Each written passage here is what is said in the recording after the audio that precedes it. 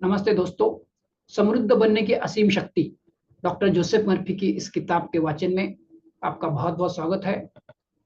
आपने पहला पार्ट अगर नहीं देखा है, पहला पार्ट आपने अगर नहीं सुना है, तो मैं आपसे रिक्वेस्ट करूंगा, आपसे गुजारिश करूंगा कि पहला पार्ट आप सुने। इसमें कोई दिक्कत नहीं है कि आप दूसरा पार्ट से शुरुआत नहीं कर सकते हैं, तो बेटर है आप पहला पार्ट सुनने के बाद दूसरा सुने, तो उसका थोड़ा सा लिंक होता है।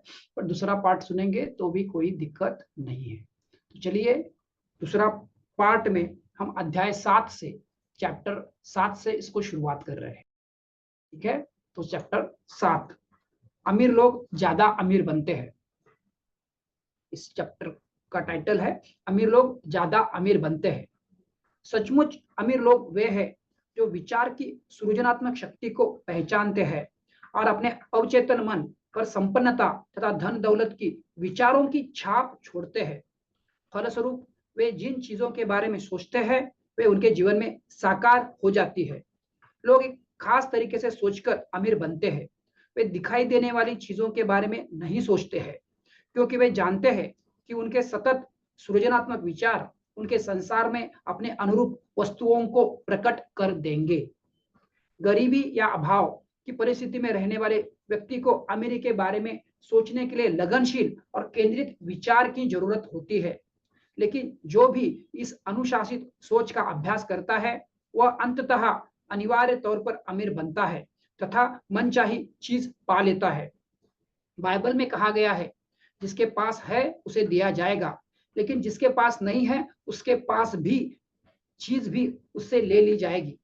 मैं एक बार फिर से पढ़ता हूं, जिसके पास है उसे दिया जाएगा, लेकिन जिसके पास नहीं है उसके पास की चीज भी उससे ले ली जाएगी। लूक 19:26। इसे कहने का एक प्रचलित तरीका यह है, अमीर लोग ज्यादा अमीर बनते हैं जबकि गरीब लोग ज्यादा गरीब बनते हैं। इसका अर्थ है कि जो व्यक्ति अपने दिमाग, जो उसके सारे अनुभवों का स्रोत है, कि असीमित अमीरी पर ध्यान केंद्रित करता है, वह अधिक सांसारिक वस्तुओं का मालिक बनेगा। जमीन में डाला गया एक बीज सैकड़ों बीजों का उत्पादन करता है, उसी तरह अमीरी के दैवीय बीज विचार कई गुना होकर आपके जीवन में प्रकट होंगे। नजरिया बदलने से आमदनी बढ़ गई, सब टाइटल एक पॉइंट है इसका, इस चैप्टर का। जमीन जायदाद का काम करने वाले एक व्यवसायी ने हाल ही में मुझे बताया कि पहले वह यह सोचता था कि धन का आपूर्ति सीमित है। पहले वो सोचता था कि धन या आपूर्ति सीमित है और पूरे अमेरिका की दौलत कुछ बहुत अमीर परिवारों ने अपने कब्जे में कर ली है और वही उसे नियंत्रित करते हैं। वह इसे लेकर बहुत कुंठित और हताश रहता था। अचानक एक दिन उसे यह एहसास हुआ कि उसका वैचारिक दृष्टिकोण गलत है। उसे एहसास हुआ कि अपनी विचलित और कुंठित विचार प्रक्रियाओं द्वारा वह अमेरिका के सृजनात्मक बहाव को रोक रहा है। यहाँ पर उसके पत्र का एक हिस्सा दिया जा रहा है। प्रिय डॉक्टर मर्फी, मैंने आपके निर्देशों का पर अमल किया। मैंने प्रतिस्पर्धा के विचार को अपने दिमाग से मिटा दिया। मैंने निर्णय लिया कि मैं यहाँ पर सृजन करने आया हूँ और जमीन में अरबों डॉलर का अकूत सोना दबा हुआ है जिसे अब तक नहीं खोजा गया। मैं जानता हूं कि वह दिन आएगा जब वैज्ञानिक अपनी प्रयोगशाला में कृत्रिम सोना और अन्य सभी धातुएं बनाने में कामयाब हो जाएंगे। मैंने दूसरों के अज्ञान या जागरूकता के अभाव का फायदा उठाकर छलपूर्ण सौदे, शॉर्टकट अपनाया और दूसरों को धोखा देना नहीं छोड़ दिया। शॉर्टकट अपनाना और दूसरों को धोखा देना छोड़ दिया। मैंने दूसरों की दौलत और आमदनी से ईर्ष्या करना छोड़ दिया। मैंने तय किया कि अब मैं सब कुछ पा सकता हूं और इसके लिए मुझे दूसरों का हिस्सा छीनने की कोई आवश्यकता नहीं है। अब मैं प्रतिस्पर्धी के बजाय सृजनात्मक और सहयोगी बन गया हूं। 3 महीनों से मैं यह प्रार्थना कर रहा हूं, जितनी तेजी से मैं ईश्वर की असीम दौलत पा सकता हूं और उसका उपयोग कर सकता हूं, वह उतनी ही तेजी से मेरी ओर प्रवाहित हो रही है। हर व्यक्ति दिनों दिन ज्यादा अमीर बन रहा है। इस नए नजरिए से मेरे जीवन में चमत्कार हो गए हैं और 3 महीनों में ही मेरी आमदनी तिगुनी हो गई है। उसका करोड़ों डॉलर का फार्मूला। एक ड्रग स्टोर की बड़ी चेन शुरू करने वाला एक बहुत अमीर व्यक्ति, बहुत आध्यात्मिक भी है। उसने एक इमारत के एक कमरे में छोटी सी फार्मेसी शुरू की थी। यह छोटी शुरुआत अंततः करोड़ों डॉलर की एक कंपनी में बदल गई, जिसमें हजारों कर्मचारी काम करते हैं। एक दिन लंच के दौरान उसने पर्स से एक छोटा कार्ड निकालकर मुझे दिया और कहा, यह मेरा करोड़ों डॉलर का फॉर्मूला है। मैं 25 साल से इसे सुबह शाम आजमा रहा हूं और मैंने इसे अन्य लोगों को भी दिया है, जिनमें से कुछ करोड़पति बनने में कामयाब हो चुके हैं और बाकी ने अपनी मर्जी के मुताबिक पैसा हासिल किया है। यह रहा उसका फॉर्मूला। मैं सारी अमीरी की मैं सारी अमीरी के सर्वव्यापी स्तोत्र को पहचानता हूं, जो कभी असफल नहीं होता। मुझे अपने हर विचार में दैवी मार्गदर्शन प्राप्त होता है और मैं सभी नए विचारों के अनुरूप खुद को ढाल लेता हूं। असीम प्रज्ञा मुझे अपने साथी इंसानों की सेवा करने के बेहतर तरीके लगातार बताती है। मुझे मार्गदर्शन मिलता है कि मैं मानव जाति के लिए मददगार प्रोडक्ट्स बनाऊं। मैं आध्यात्मिक, वफादार, आस्थावान और गुणी कर्मचारियों को आकर्षित करता हूं, जो हमारी कंपनी की शांति, समृद्धि तथा प्रगति में योगदान देते हैं। मैं एक चुंबक हूं और सर्वश्रेष्ठ संभव गुणवत्तापूर्ण प्रोडक्ट्स तथा सेवाएं देकर बेशुमार दौलत को आकर्षित करता हूं। मैं ईश्वर और दौलत के मूल स्तोत्र के सतत संपर्क में रहता हूं। असीमित प्रज्ञा मेरी सारी योजनाओं और उद्देश्यों को नियंत्रित करती है। मेरी सफलता का श्रेय इस सत्य को जाता है कि ईश्वर मेरे सभी कार्यों में मुझे राह दिखाता है, मार्गदर्शन देता है और संचालित करता है। मैं अंदर और बाहर हर समय शांति में रहता हूं। मैं बेहद सफल हूं। मैं ईश्वर के साथ एकरूप हूं और ईश्वर हमेशा सफल होता है। मुझे भी अवश्य सफल होना ही चाहिए। मैं इस वक्त सफल हो रहा हूं। मैं अपने व्यवसाय की सभी अनिवार्य बातों में माहिर हूं। मैं अपने आसपास के सभी लोगों और सभी कर्मचारियों के प्रति प्रेम और सद्भाव रखता हूं। मैं ईश्वर की प्रेम, शक्ति और ऊर्जा से अपने दिलो दिमाग को भर लेता हूं। उससे जुड़े सभी लोग मेरी प्रगति, कल्याण और समृद्धि की आध्यात्मिक कड़ियां हैं। सारा गुणगान और महिमा ईश्वर की ही है। इस बेहद सफल व्यवसायी ने अपनी सोची सभी चीजों को साकार किया और असंख्य लोगों को लाभ पहुंचाया। जाओ और तुम भी ऐसा ही करो। ल्यूक 10:37। और बहुतों की भलाई करने वाला करोड़पति बन गया। दौलत की राह के अवरोध और उसका उपचार। एक रियल एस्टेट सेल्समैन ने कहा, मुझे कुछ समझ नहीं आ रहा है। मैं दिन भर कड़ी मेहनत करता हूं। मैं जो प्लॉट और मकान बेचना चाहता हूं, ग्राहक उन्हें देखने तो आते हैं लेकिन खरीदते नहीं है। मेरे ही ऑफिस के बाकी सेल्समैन हर दिन बिक्री कर रहे हैं। दरअसल उसका अवरोध उसके दिमाग के भीतर था। उसे जिस खास हानिकारक भावना से उभरना था वह थी ईर्ष्या। इसी वजह से वह आर्थिक अभाव में था और बिक्री नहीं कर पा रहा था। उसने स्वीकार किया कि दूसरे सेल्समैनों को मोटे मोटे कमीशन पाते देख उसे बहुत ईर्ष्या होती थी। उसके मन में गहरा द्वेष भी था। उसे यह समझाया गया कि उसका ईर्ष्यालु विचार वह सबसे बुरा नजरिया है जिसे वह रखता है, क्योंकि इससे उसकी स्थिति बहुत नकारात्मक हो जाती है। जब तक उसका नजरिया ऐसा रहेगा तब तक अमीरी उसके पास आने के बजाय उससे दूर प्रवाहित होगी। उसे अंततः पता चला कि उसकी इस परिस्थिति का यही इलाज है कि वह अपने उन सभी साथियों के लिए दुआ करे जिनके सौभाग्य से उसे ईर्ष्या होती थी। नीचे दी गई प्रार्थना को विचार पूर्वक, अर्थपूर्वक और समझकर बार बार दोहराने से उसका पूर्ण मानसिक उपचार हुआ। मैं जान गया हूं कि आपूर्ति और मांग का एक आदर्श नियम है। मैं हर मामले में स्वर्णिम नियम का अभ्यास करता हूं। मैं पूरी तरह से शांत हूं। मैं जो भी बेचने की इच्छा करता हूं वह ईश्वर के मस्तिष्क में एक विचार है। संपूर्ण ज्ञान का सिद्धांत मेरे भीतर है। मुझे जो भी चीज जानने की जरूरत है तो तुरंत ही जान जाता हूं। मैं समझता हूँ कि मैं जो भी खरीदना बेचना चाहता हूँ वह मेरे भीतर के दैवीय मस्तिष्क में विचारों के आदान प्रदान का ही प्रतिनिधित्व करता है। मैं जानता हूँ कि यहाँ संतुष्टि, सद्भाव और शांति है। दाम सही है, लोग सही है, सब कुछ सही है। मैं सत्य को जानता हूँ, मैं सत्य को समझता हूँ और मैं ईश्वर की सक्रिय चेतना हूँ। मुझे जिन विचारों की जरूरत है वे सभी मेरे भीतर आदर्श श्रृंखला और आदर्श संयोजन में लगातार उजागर होते हैं। मुझे दैविक विचार मिलते हैं और मैं आनंदित होकर उन्हें अपने साथियों को देता हूँ।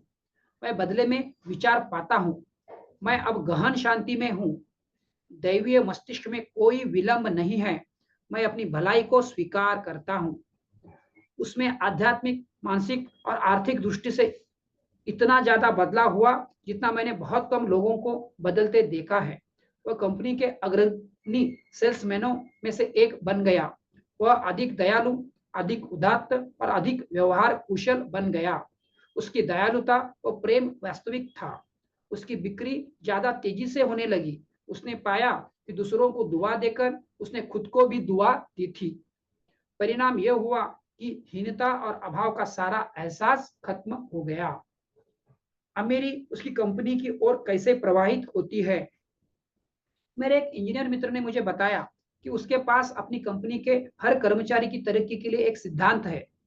मीटिंग्स में वह उन्हें लगातार बताता है कि वे कंपनी के विकास में योगदान दे और जो भी मेहनत और सामंजस्य में काम करेगा वह तेजी से तरक्की कर सकता है। वह कहता है कि उसका व्यवसाय एक सीढ़ी है जिस पर चढ़कर हर उत्साही, उद्यमी और इच्छा शक्ति वाला कर्मचारी दौलत तक पहुंच सकता है और अगर ऐसा नहीं होता है तो यह उसकी खुद की गलती है। समय समय पर सभी कर्मचारियों को अब कंपनी की प्रगति की जानकारी दी जाती है और हर तिमाही में अनुपातिक आधार पर उन्हें मुनाफे का हिस्सा दिया जाता है। उसने वर्षों से कर्मचारियों को नहीं बदला है। नतीजा यह है कि उसने अपनी कंपनी को बहुत निष्ठावान और बेहद सहयोगी औद्योगिक परिवार बना लिया। कर्मचारियों में प्रतिस्पर्धा के बजाय सहयोग का भाव नजर आता है। नए खाते तथा शाखाएं खुल रही है और इस इंजीनियरिंग कंपनी में सभी ओर से दौलत प्रवाहित हो रही है। दुआ दे और अमीर बने। आपकी मानसिक अवस्था ही आपके अभाव की परिस्थिति की वजह से है। इस बात पर यकीन करें और इसे गांठ बांध ले कि असीमित प्रज्ञा के सारे संसाधन और दौलत आपके लिए मौजूद है तथा आपके जरिए अभिव्यक्ति चाहते हैं। कई लोगों के मन में सबसे प्रबल विचार यह रहता है कि दरअसल उनके पास कुछ भी नहीं है और उन्हें दौलत के पीछे भागना चाहिए वरना वे इसे गंवा देंगे। उन लोगों को दुआ दे जिनकी समृद्धि, सफलता और संपन्नता से आपको चीड़ या ईर्ष्या होती है। विशेष तौर पर यह निश्चित प्रार्थना करें कि वे हर संभव दृष्टि से ज्यादा सफल, ज्यादा अमीर और ज्यादा सुखी हो। ऐसा करके आप अपनी मानसिक अवस्था का उपचार कर लेंगे। जब आप इस तरह प्रार्थना करते हैं और सच्चे मन से उन लोगों पर अपनी दुआओं और नियामतों की बौछार करते हैं जो जीवन की सीढ़ी पर ऊपर पहुंच चुके हैं और आपसे बहुत ज्यादा अमीर है, तो आप उसकी चेतना में प्रवेश कर पा जाएंगे जो सभी चीजों का स्वामी है और जो अपनी आंतरिक तथा बाहरी संपदा से दूसरों को प्रचुर उपहार देता है।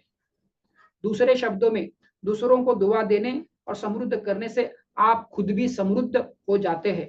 इसलिए अमीर लोग ज्यादा अमीर बनते जाते हैं और गरीब लोग ज्यादा गरीब बनते जाते हैं।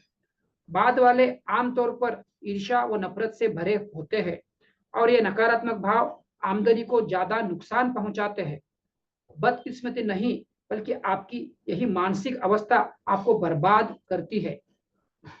सर्वव्यापी बैंक।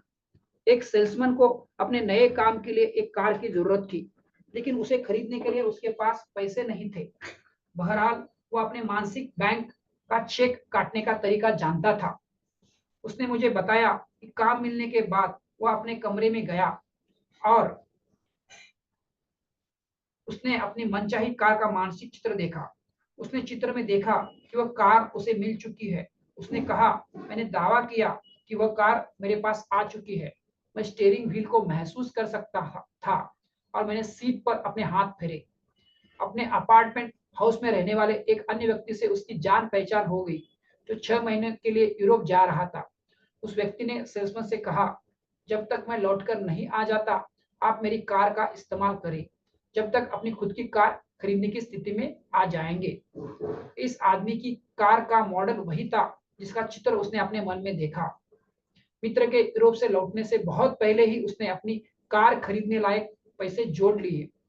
वह यह बात जानता था कि उसके भीतर एक बैंक है जिससे वो पैसे निकाल सकता है। वह यह भी जानता था कि उसकी इसकी आपूर्ति अंतहीन और असीमित है। आपका पिता अपनी खुशी से आपको साम्राज्य देता है। लूक 12:32। ईर्ष्या और द्वेष से उबरने के लिए प्रार्थना। मैं जानता हूं कि सभी मनुष्य मेरे बंधु बांधव है। हम सभी ईश्वर की संतान हैं। मैं सबके लिए स्वास्थ्य, खुशहाली, संपन्नता और जीवन की सभी नियामतों की कामना करता हूं। मैं सच्चे दिल और पूरी गंभीरता से यह कामना करता हूं। मैं जानता हूं कि मैं दूसरों के लिए जो कामना करता हूं, मैं खुद के लिए भी करता हूं। और जब मैं दूसरों को दुआ देता हूं, तो मैं खुद को भी दुआ दे रहा होता हूं। ईश्वर का प्रेम मेरे माध्यम से सारी मानव जाति की ओर प्रवाहित होता है। मैं उन सभी को दुआ देता हूं जो मुझसे ज्यादा अमीर है। मैं उन लोगों को भी दुआ देता हूं जो मेरी आलोचना करते हैं और मेरे बारे में बुरी बातें करते हैं। मैं अपने सभी सहकर्मियों को सफल और दौलतमंद बनते देखकर खुश होता हूं। मैं अपने दिमाग की खिड़कियां खोलता हूं और स्वर्ग की दौलत को आदर अंदर आने देता हूं। मैं सबके प्रति प्रेम से ओतप्रोत हूं। मैं प्रार्थना करता हूं कि ईश्वर की दौलत सभी के दिलो दिमाग में सैलाब की तरह आए। मैं उसकी अमीरी के लिए इसी वक्त धन्यवाद देता हूं। ये अद्भुत है। 8वां अध्याय, मूर्त दौलत कैसे उत्पन्न करें। प्रकृति के संपन्नता को सोचते और निहारते समय हमें एहसास होता है कि सभी चीजों की प्रचुरता है। प्रकृति उदारता, बहुतायत और प्रचुरता में देती है। हम जीवन में कहीं भी पहुंच पाए, हमें इस बात की जागरूकता अवश्य होनी चाहिए कि प्रकृति की नियामतें कितनी ज्यादा है। जीवन के नियम हमें असीमित दौलत प्रदान करने के लिए बनाए गए हैं, ताकि हम अपनी दैविक आवश्यकताओं से कहीं ज्यादा पा सके। भजनकार कहता है, पृथ्वी ईश्वर की है और इसकी परिपूर्णता भी। साल 24.1। जहां भी कमी होती है, सिर्फ मनुष्य के लोभ, स्वार्थ, डर और कपट की वजह से होती है। बहरहाल, जब प्रकृति की दौलत को बढ़ाने और वितरित करने के लिए बुद्धिमत्तापूर्ण तथा न्यायपूर्ण विधियों का इस्तेमाल किया जाता है, तो जीवन की सभी मूर्त संपत्तियां पर्याप्त से भी अधिक नजर आती है। संपत्तियों को मूर्त बनाया जा सकता है। कई साल पहले सिडनी, ऑस्ट्रेलिया के एक दंत चिकित्सक के साथ मेरी बड़ी रोचक चर्चा हुई, जहां मैं हमारे अवचेतन मन के चमत्कार विषय पर व्याख्यान श्रृंखला के लिए गया था। इस दंत चिकित्सक ने मुझे बताया कि चिकित्सा शुरू करते समय उसमें पाई पाई वाली मानसिकता थी। उसने पाया कि उसकी गरीबी की ग्रंथि की वजह से सिर्फ चवन्नी छाप और कंजूस ग्राहकी उसकी ओर आकर्षित हो रहे थे। फिर वह अपने जीवन में मूर्त संपत्तियों को इस तरह लाया। मानसिक कल्पना की शक्ति पर मेरा भाषण सुनने के बाद एक रात जब वो पैदल घर लौट रहा था, तो उसने कल्पना की कि उसके आसपास की हवा में नोट भरे हुए थे। उसे महसूस हुआ कि हवा में नोट ठसाठस भरे पड़े हैं। उसने कहा कि उसका मानसिक चित्र उसके दरवाजे के बाहर लगे पेड़ों जितना ही वास्तविक स्पष्ट था। वो अपनी जेब में छोटे बड़े सभी प्रकार के काल्पनिक नोट भरने लगा। उसने कहा कि वे उसे मूर्त और वास्तविक लग रहे थे।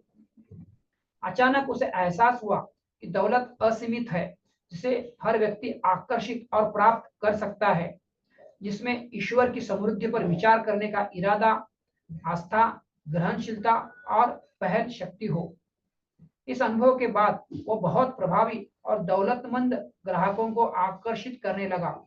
उसके पास इतने ज्यादा रोगी आने लगे कि उन सभी को व्यक्तिगत रूप से देख पाना संभव ही नहीं था। कंजूसी के साथ उसके चवन्नी छाप पुराने नजरिए ने उसे दौलतमंद लोगों से दूर रखा था। उसने सभी प्रकार की मूर्त संपत्तियों को उत्पन्न करने के लिए विचार चित्र की शक्ति खोज ली थी। एक खास तरीके से सोचना। यदि आप कोई वाद्य यंत्र या पियानो चाहते हैं तो मेरा अर्थ यह नहीं है कि आप बस उस वाद्य यंत्र या पियानो का मानसिक मानसिक चित्र देखेंगे और वह आपके कमरे में अचानक प्रकट हो जाएगा। अगर आपके पास पैसा है तो आप बेशक बाहर जाएंगे और उसे खरीद लाएंगे। मान ले कि आपको अभ्यास के लिए पियानो की जरूरत है, लेकिन आपके पास उसे खरीदने के पैसे नहीं है।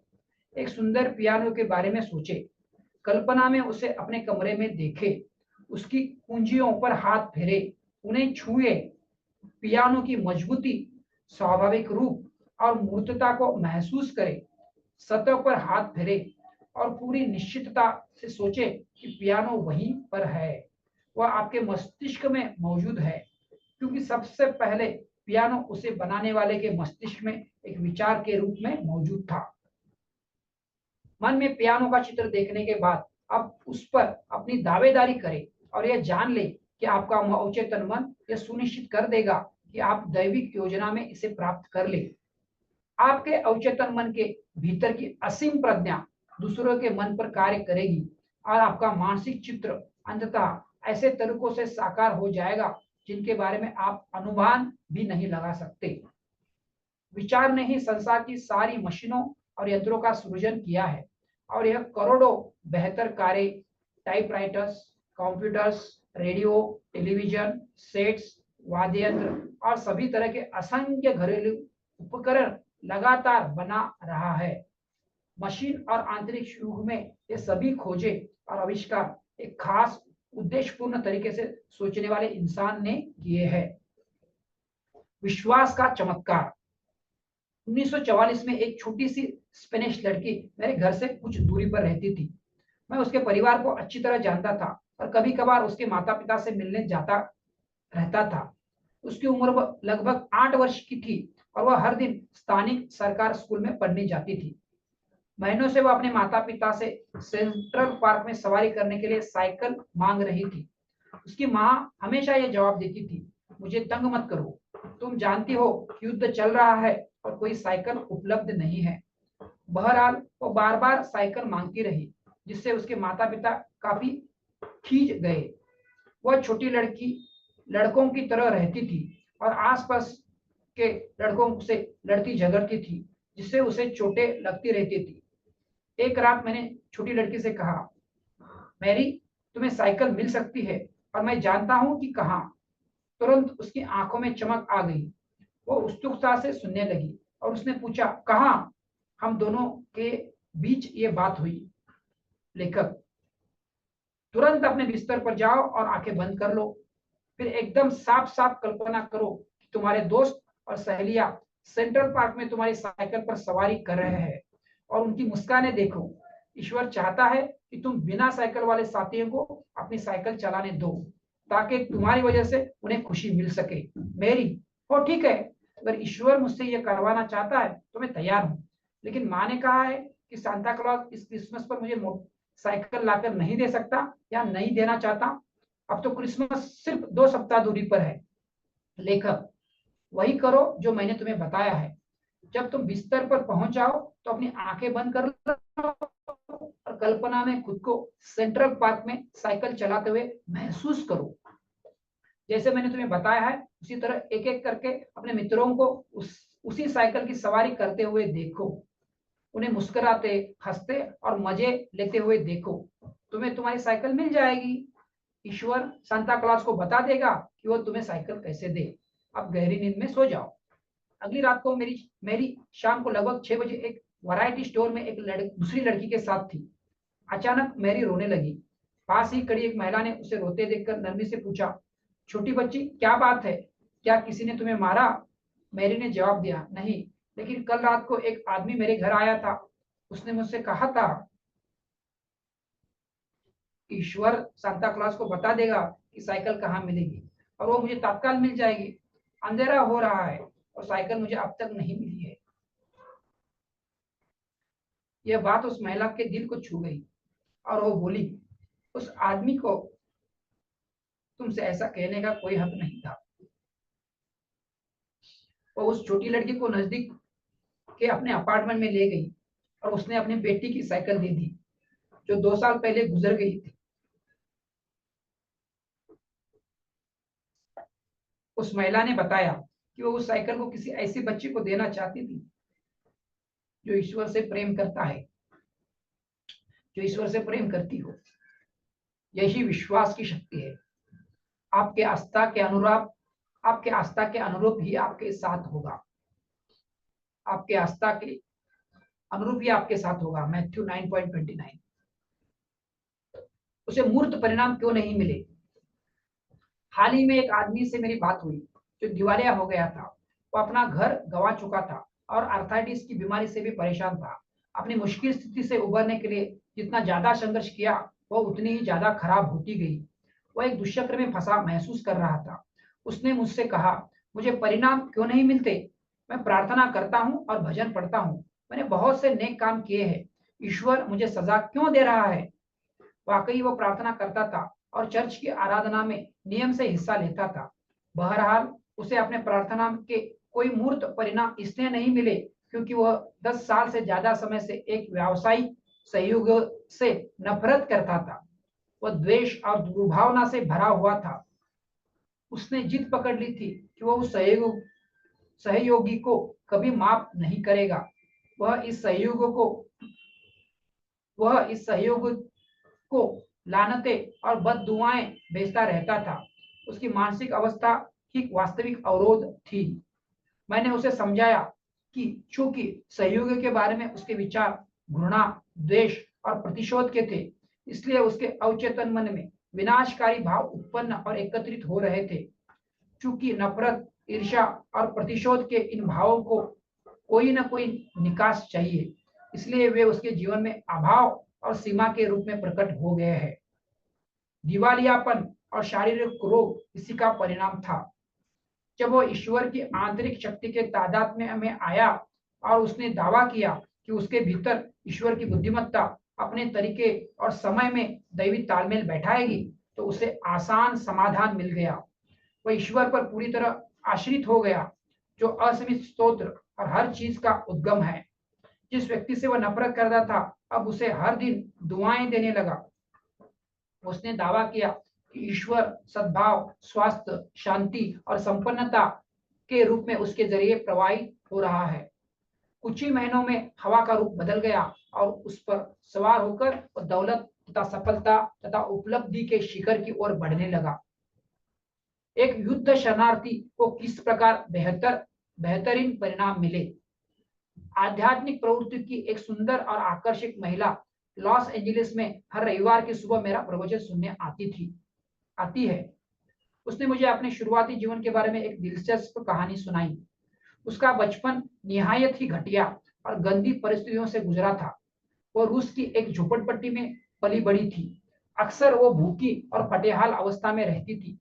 इसलिए उसके मन में अमेरिका जाने की अदम्य इच्छा जागी ताकि वह संगीत का अध्ययन कर सके, हालात की बेड़ियों को तोड़ सके और साहस के साथ अपनी दासता के से ऊपर उठ सके। युद्ध छिड़ने पर उसने रूसी सेना में नर्स के रूप में स्वयं सेवा की। जर्मन सेना ने उसे बंदी बना लिया। कैदी के रूप में उसने जेल के अहाते में मौजूद सभी लोगों की सेवा की। वहां रहते वक्त वो लगातार एक अंकल का मानसिक चित्र देखती रही जो लॉस एंजलिस में रहते थे। मन ही मन वो बार बार उन्हें यह कहते हुए सुनती थी, अमेरिका में तुम्हारा स्वागत है, अमेरिका में तुम्हारा स्वागत है। हर रात जब वह सोती तो वह अपने अंकल की काल्पनिक आवाज सुनते हुए सोती थी, अमेरिका में तुम्हारा स्वागत है, अमेरिका में तुम्हारा स्वागत है। जब अमेरिकी मुक्ति सेना उसके कैंप में पहुंची तो उसने दुभाषी का काम किया। वो एक अमेरिकी इन्फेंट्री ऑफिसर से प्रेम करने लगी और अंततः अमेरिका पहुंच गई। आज वह अद्भुत संगीतकार और बेहतरीन शिक्षक है तथा उसके विद्यार्थी उसे प्रेम करते हैं। उसे जबरदस्त आमदनी होती है। वह एक बहुत अच्छे इलाके में रहती है और उसके पास ढेर सारा पैसा है जिससे वह अपनी तमाम इच्छाएं पूरी कर सकती है। वह अक्सर कई देशों की यात्राएं भी करती है। इस महिला ने यह दिखा दिया कि आप गरीबी से अमीरी तक कैसे उठ सकते हैं। वह वाकई व्यक्तिगत उपलब्धि के शिखर पर पहुंच गई। उसने कभी भी दूसरों के प्रति द्वेष, कटुता या नफरत को अपनी आत्मा के करीब फटकने की अनुमति नहीं दी। वह जानती है कि उसके भीतर एक ऐसी शक्ति है जो विश्व के भीषण दबावों से उबर सकती है, उन पर विजय पा सकती है और उसे उठाकर शिखर पर पहुंचा सकती है। बाइबल का उसका प्रिय कथन है, मैंने तुम्हें बांझ के पंखों पर बैठाया और तुम्हें सपने पास लाया। एक्सोडस 19.4। 3 शब्दों ने दौलत उत्पन्न की। एक फिल्म अभिनेत्री ने मुझे बताया कि पहले गलत विचार और निराशावादी मनोदशा उस पर हावी रहती थी, लेकिन इनकी सफाई करने से उसे बहुत जबरदस्त परिणाम मिले। वो 3 शब्द दोहराती थी, खुशी, सफलता, दौलत। घर के दैनिक कामकाज करते वक्त वह इन 3 शब्दों को मन ही मन दोहराती रहती थी। 10-15 मिनट तक उन्हें दोहराने के बाद वो प्रेरित हो जाती थी और उसका दिमाग ऊंचा उठ जाता था। जब भी वह पैसों और अनुबंधों के अभाव को लेकर निराशा की पुरानी अवस्था में फिसलती थी, वह 3 शब्दों के इस गाने को तुरंत दोहराने लगती थी। उसने पाया कि इन शब्दों में जबरदस्त शक्ति है, क्योंकि वे उसके अवचेतन की अदृश्य शक्तियों का प्रतिनिधित्व करते हैं। उसने उन अमूर्त विचारों के टापू पर अपने दिमाग का लंगर डाल दिया और उनकी प्रकृति के अनुरूप परिणाम उसके जीवन में प्रकट हो गए। उसे एक के बाद एक अनुबंध मिलते चले गए और पिछले 8 वर्षों में वह कभी भी खाली नहीं बैठी। वह एक के बाद एक सफलताएं पाती जा रही है। उसने एक सामान्य सी सच्चाई जान ली। वह जान गई कि उसकी निराश मनोदशा और चिंता ही उसके जीवन की बाहरी स्थितियों और परिस्थितियों का कारण थे।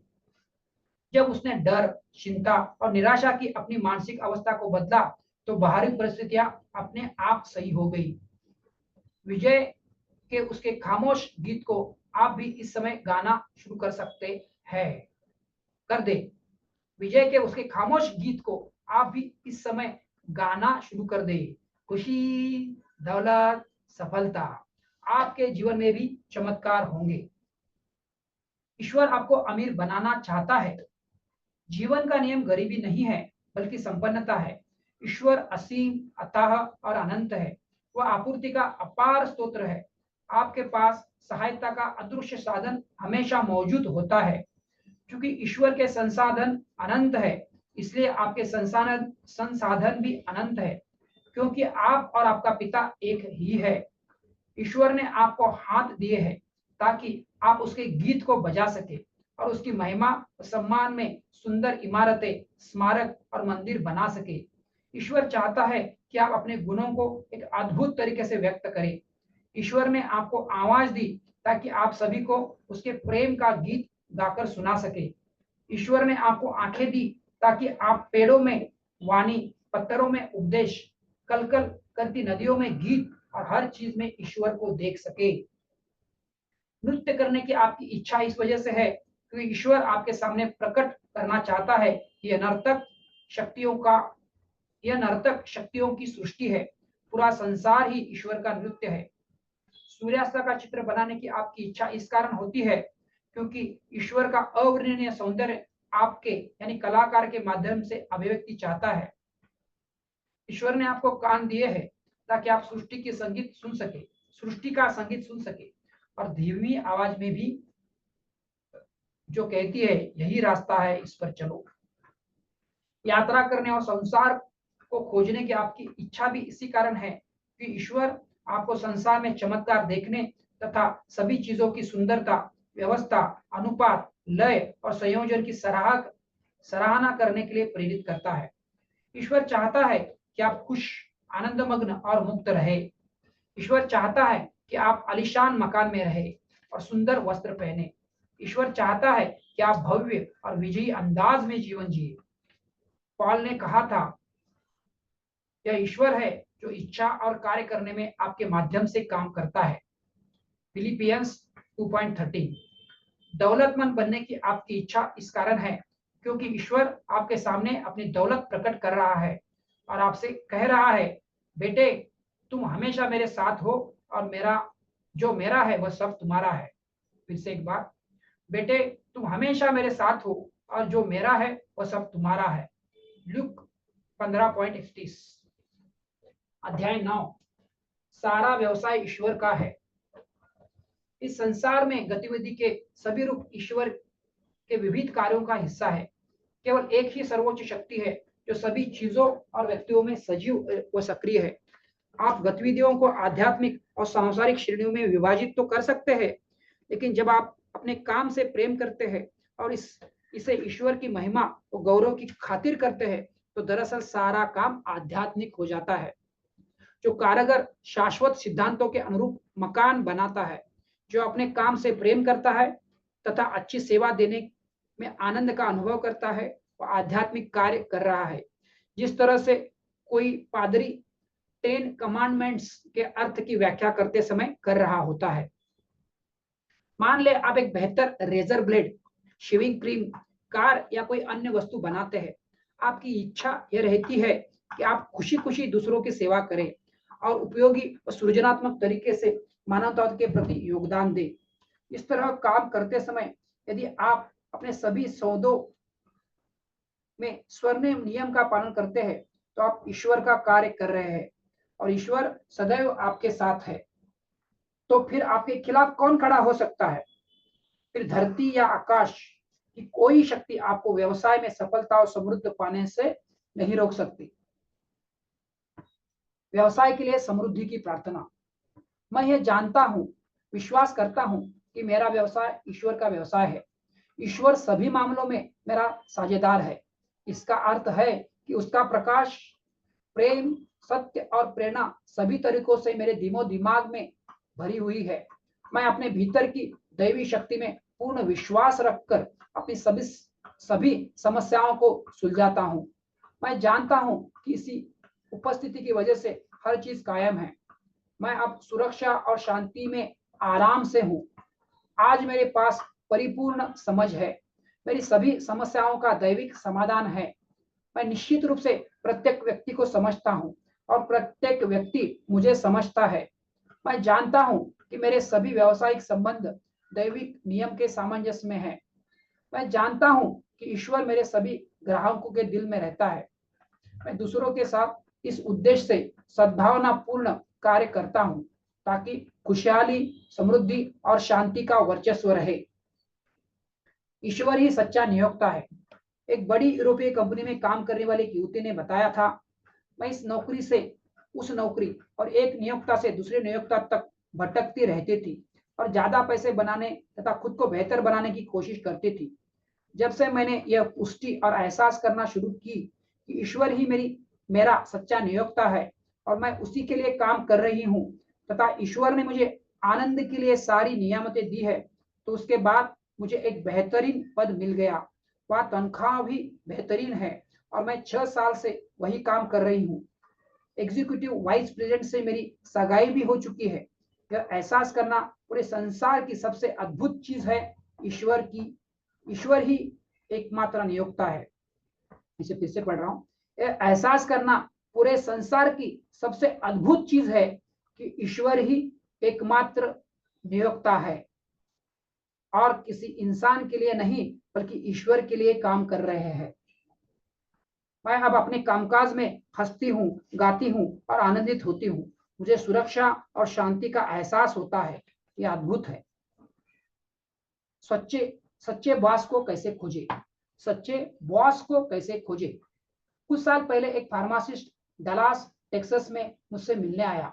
वो शिकायत करने लगा कि उसका बॉस इतना चिड़चिड़ा, झक्की, झगड़ालू और बदमिजाज है कि उसके साथ पटरी बैठना संभव ही नहीं। उसने कहा, मैं वहां सिर्फ एक ही कारण से रुका हूँ, तनख्वाह अच्छी है, लेकिन मैं इससे इतना ज्यादा द्वेष और नफरत करता हूँ कि मैं भीतर ही भीतर धधक रहा हूँ। यही नहीं, मेरे बाकी साथियों को कंपनी में प्रमोशन मिल चुका है, सिर्फ मुझे ही नहीं मिला। इस युवक ने प्रबल क्रोध, द्वेष और घृणा के रूप में अपने दिमाग में तानाशाहों, खलनायकों और अपराधियों को बैठा लिया था। उसके मन का यह विध्वंसक नजरिया उसे नियंत्रित और शासित करता था। यह उसके विचारों, भावनाओं और प्रतिक्रियाओं पर हावी था। मैंने उसे बताया कि बाहर परिस्थितियां हमेशा भीतरी परिस्थितियों का प्रतिबिंब होती है। वास्तविकता यह है कि वो खुद को नुकसान पहुंचा रहा है तथा अपनी आर्थिक और पेशेवर प्रगति में रोड़े डाल रहा है। मैंने उसे समझाया कि अपने द्वेष और शत्रुता से उसे किसी तरह का लाभ नहीं हो रहा है। वह जल्दी ही समझ गया कि उसके सोचने के नजरिए से ही यह तय होता है कि वह अंदर में कैसा महसूस करता है। इसलिए उसने अपने नजरिए को उलट दिया और अपने मन में सद्भाव, सफलता, सद्भाव तथा समृद्धि के विचारों को स्थापित कर लिया। वह इन विचारों के साथ जीने लगा तथा उन्हें नियमित और सुनियोजित तरीके से पोषण देने लगा। उसने उद्देश्यपूर्ण और सच्चे तरीके से अपने नियोक्ता के प्रति सद्भाव, शांति तथा खुशी की कामना की। कुछ सप्ताह बाद उसने पाया कि उसका नया नजरिया उसका सच्चा बॉस बन गया था। अब उसके जीवन की बागडोर उसके मन के सिंहासन पर विराजमान विचारों के हाथों में थी। जल्द ही उसके प्रति उसके नियोक्ता का नजरिया बदल गया। उसने उसे तरक्की दे दी और उसकी तनख्वाह में भारी वृद्धि करके उसे अपने एक स्टोर में मैनेजर बना दिया। जाहिर है, नजरिया बदलने से हर चीज बदल गई। सेल्स लाइन में सफलता का रहस्य। कुछ समय पहले ही एक युवा सेल्समैन से मेरी बातचीत हुई, जिसकी औसत वार्षिक आमदनी $25,000 से भी अधिक है। उसने संकेत किया कि बेचते समय सेवा ही उसका बुनियादी विचार होता है। वह हमेशा अपने ग्राहक के लिए पैसा बनाने या उसका पैसा बचाने की कोशिश करता है। वह कभी भी किसी तरह की किसी ग्राहक का नाजायज फायदा नहीं उठाता है। उसने यह भी घोषणा की कि वह कभी भी अपने ग्राहकों पर वे प्रोडक्ट्स नहीं थोपता जिनके बारे में उसे महसूस होता है कि खरीदार वास्तव में उनका उपयोग नहीं कर सकता या उन्हें बेच नहीं सकता। उसने बताया कि अगर वह किसी ग्राहक की आवश्यकताओं को पूरा नहीं कर सकता तो वह हमेशा किसी दूसरे निर्माता के पास भेज देता है, जिसके पास ग्राहक की मनचाही चीज होती है। उसने कहा, यह दरअसल कामकाज के क्षेत्र में स्वर्णीय नियम का पालन है। उसने सभी ग्राहक इसके बहुत ज्यादा कायल है। इस नजरिए की वजह से उसने कई ऑर्डर गंवा दिए, लेकिन उनकी जगह पर उसे सैकड़ों अन्य ऑर्डर मिल गए। उसकी वार्षिक बिक्री के आंकड़े कंपनी के बाकी सेल्समैनों से अधिक है। इस युवक की सच्चाई, ईमानदारी और सद्भावना उसके ग्राहकों के अवचेतन मन तक पहुंच जाती है, जिससे वे उस पर विश्वास करने लगते हैं। स्वर्णिम नियम का उसका अभ्यास ही सेल्समैनशिप में उसकी सफलता का रहस्य है। साथ ही ये एग्जीक्यूटिव स्तर पर उसके प्रमोशन का रहस्य भी। वास्तविक रहस्य अपने ग्राहक के साथ बिल्कुल वैसा ही व्यवहार करना है जैसा आप अपने साथ होते देखना चाहते हैं, बशर्ते भूमिकाएं उलट जाए। अपने सामान, घर या जमीन के खरीदार को वह सब बताए जो आप उस सामान, घर या जमीन को खरीदते समय सुनना चाहते हैं। अगर आप यह करते हैं तो पूरा संसार और उसके सभी लोग आपकी भलाई करने के लिए बाध्य हो जाएंगे तथा आप सेल्समैन के रूप में अविश्वसनीय सफलता प्राप्त कर लेंगे। आपकी आवाज ईश्वर की आवाज बन सकती है। मैं एक 17 वर्षीय किशोर को जानता था जो न्यूयॉर्क में नरक की रसोई कहे जाने वाली जगह पर पैदा हुआ था। उसने कई साल पहले न्यूयॉर्क में मेरे कुछ भाषण सुने। उसकी आवाज शानदार थी, लेकिन उसे पेशेवर प्रशिक्षण नहीं मिला था। मैंने उसे बताया कि वह अपने दिमाग में जिस चित्र पर ध्यान देगा वह उसके ज्यादा गहरे मन में विकसित और साकार हो जाएगा। मैंने उसे यह भी बताया कि जो मानसिक चित्र या विचार वो अपने चेतन मन में लगातार कायम रखेगा उस पर उसका ज्यादा गहरा मन हमेशा प्रतिक्रिया करेगा। वह किशोर घर पर अपने कमरे में शांति से बैठ जाता था और सजीव कल्पना करता था कि वो माइक्रोफोन के सामने गा रहा है। वह सचमुच उस यंत्र का एहसास करने के लिए हाथ बढ़ाता था। वह साहस के साथ घोषणा करता था, मेरी आवाज ईश्वर की आवाज है, मैं भव्यता तथा अलौकिकता के साथ गाता हूं। वह कल्पना में सुनता था कि मैं उसके शानदार अनुबंधों पर उसे बधाई दे रहा हूं और बता रहा हूं कि उसकी आवाज कितनी गजब की है। नियमित और सुनियोजित रूप से इस मानसिक तस्वीर पर पूरा ध्यान केंद्रित करने से उसके अवचेतन मन पर एक गहरी छाप छूट गई। कुछ समय बीतने पर न्यूयॉर्क के एक प्रख्यात स्वर प्रशिक्षक ने उसे सप्ताह में कई बार मुफ्त फ्री प्रशिक्षण देने का प्रस्ताव रखा, क्योंकि उसके हिसाब से उसकी सफलता की बहुत प्रबल संभावना थी। अंततः उस किशोर ने एक अनुबंध पर हस्ताक्षर किए, जिससे उसे यूरोप, एशिया दक्षिण अफ्रीका तथा अन्य स्थानों के संगीत समारोह में गाने के लिए विदेश जाने का अवसर मिला। इसमें बेहतरीन आमदनी होने के बदौलत उसकी आर्थिक चिंताएं भी दूर हो गई।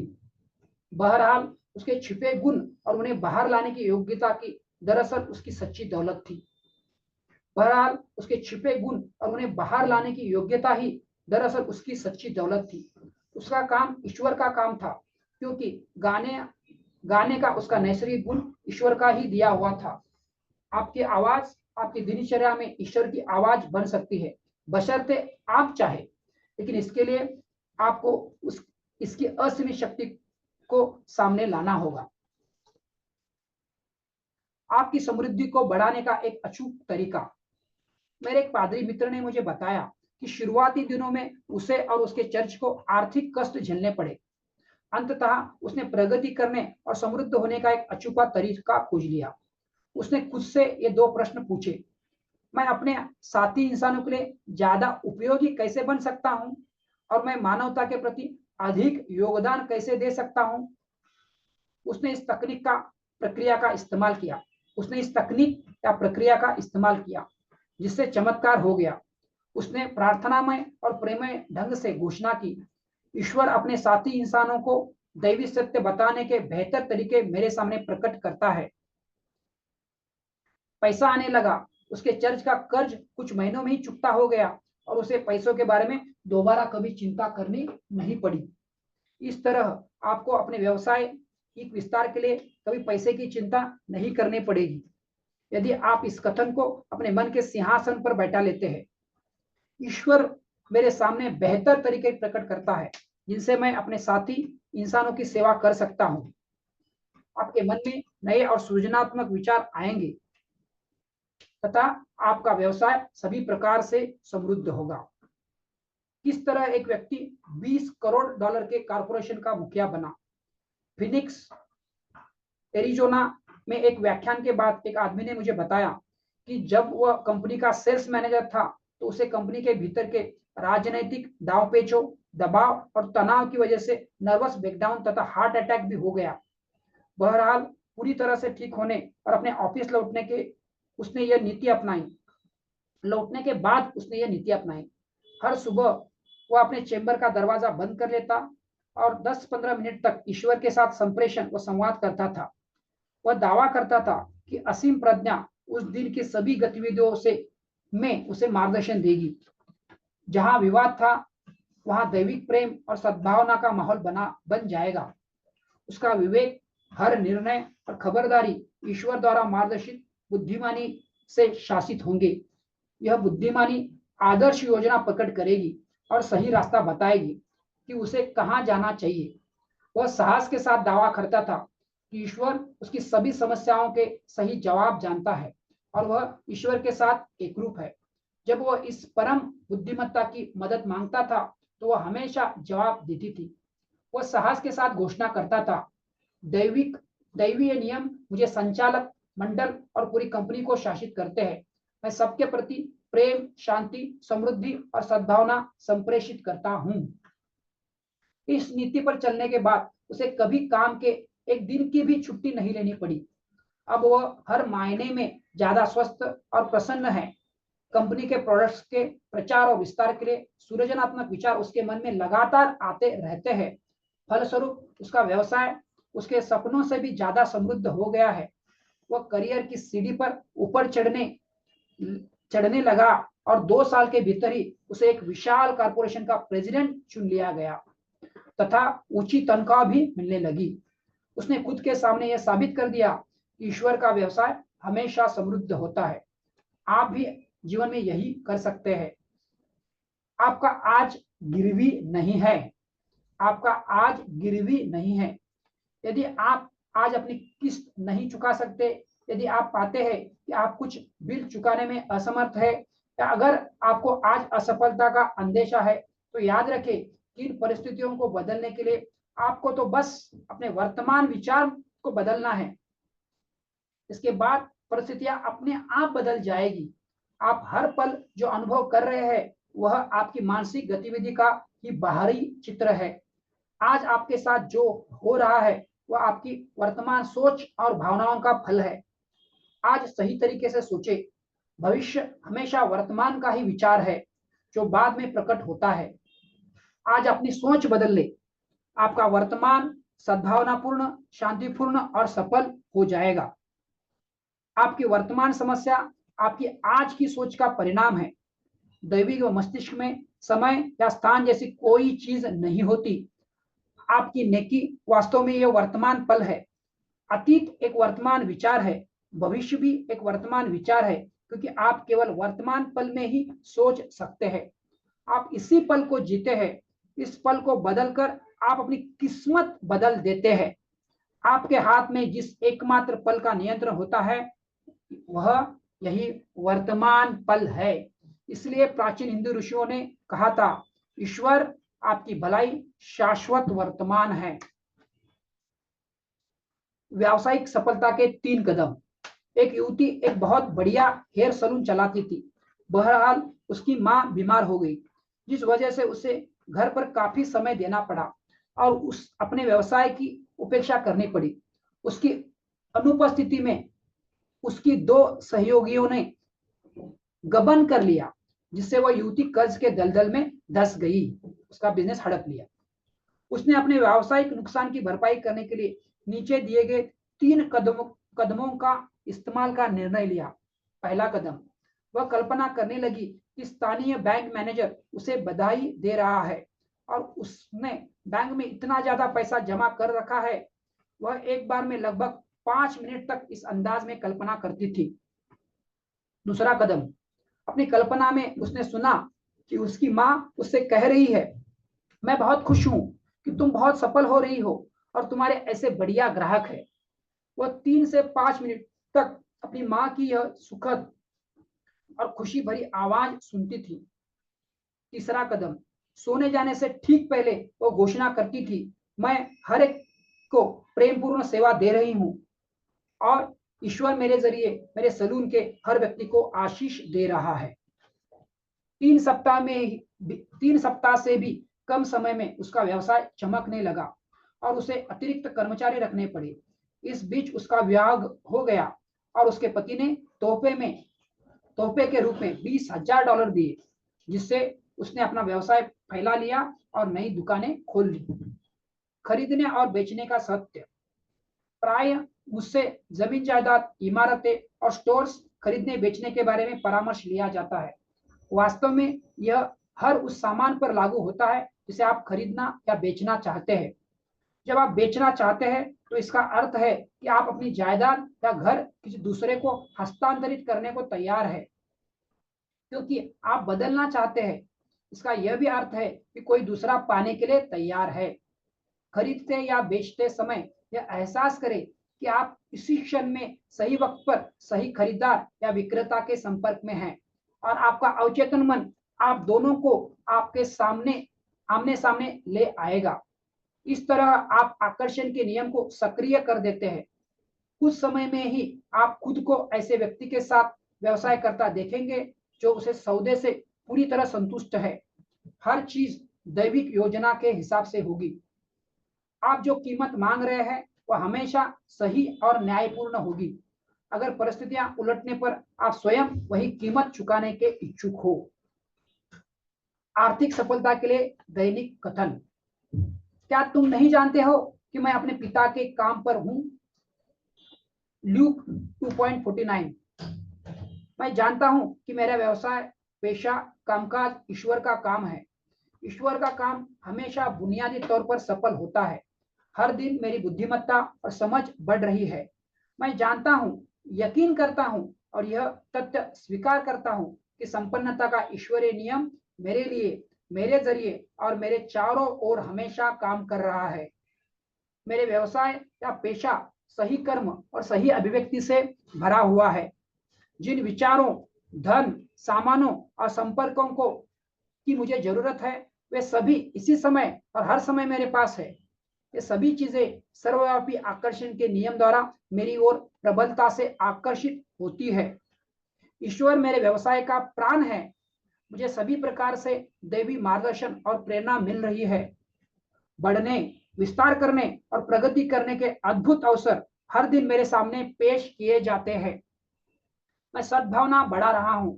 मैं बहुत सफल हूं क्योंकि मैं दूसरों के साथ उसी तरह व्यवसाय करता हूं जिस तरह मैं चाहूंगा कि वो मेरे साथ करें।